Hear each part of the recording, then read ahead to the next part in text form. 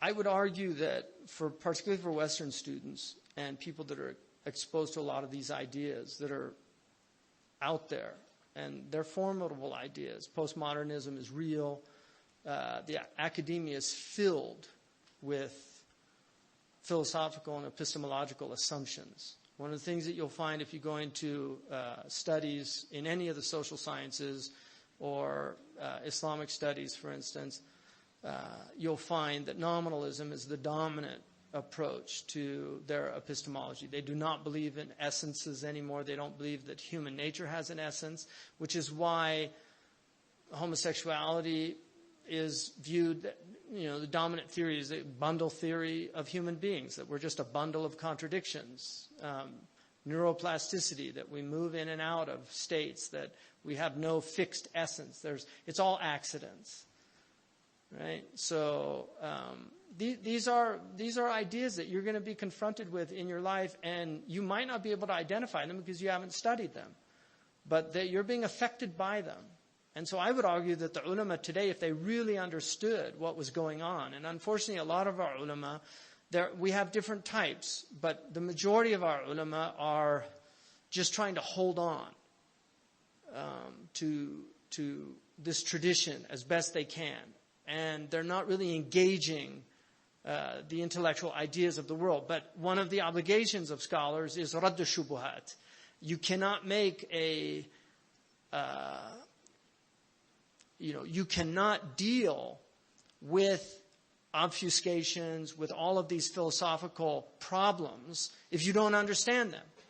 I don't want to hear somebody who has a degree in Sharia give me a legal ruling about evolution. I don't want to hear them do that. I want somebody who knows Islamic theology really well and who knows evolutionary biology really well at a very high level. I want to hear their opinion. Imam al-Ghazali, before he made judgments about the philosophers, he wrote a book called Maqasid al-Falasifa. It's a pretty neutral book. He basically just shows, here's what they say. It was kind of like, during his time, it would be like philosophy for dummies.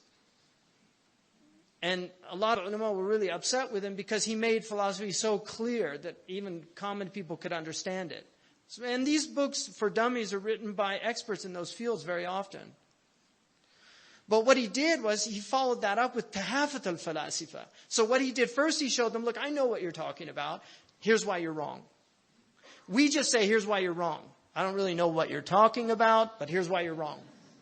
That's the modern approach. So we get people, and then we have people that grapple with these issues.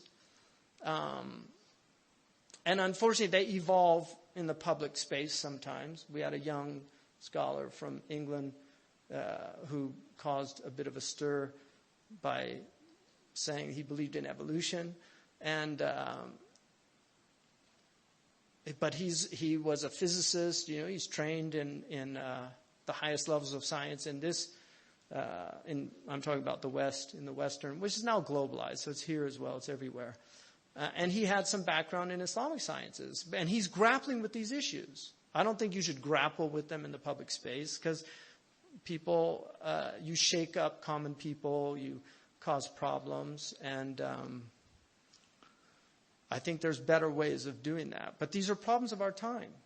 And to simply just write them off and not deal with them, not understand them.